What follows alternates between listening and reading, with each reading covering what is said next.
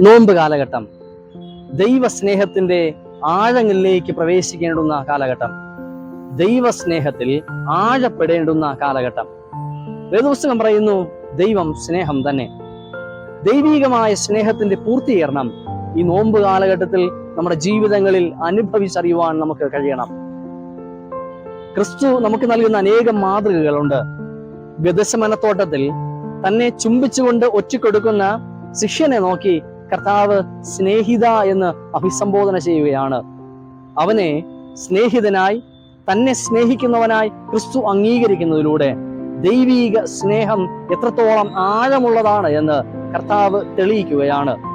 മൂന്നാണിമേൽ ക്രൂശിൽ കിടക്കുമ്പോഴും തന്നെ ഉപദ്രവിക്കുന്നവർക്ക് വേണ്ടി ക്ഷമിക്കുന്ന ആഴമേറിയ ദൈവീക സ്നേഹം നമുക്ക് രുചിച്ചറിയുവാനായിട്ട് കഴിയും.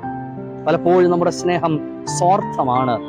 ഇങ്ങോട്ട് ലഭിച്ചാൽ മാത്രം മടക്കി നൽകുന്ന ഒന്നായി സ്നേഹത്തെ നാം പരിമിതപ്പെടുത്തിയിരിക്കുമ്പോൾ ദൈവസ്നേഹം നമ്മോട് പറയുന്നത് സ്നേഹിതന് വേണ്ടി ജീവൻ നൽകുന്ന സ്നേഹമാണ് യഥാർത്ഥമായ സ്നേഹമെന്നാണ്.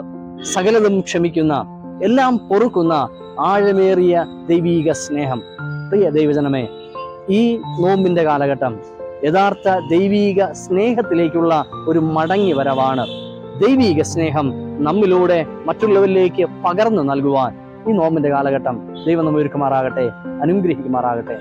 ആമേൻ.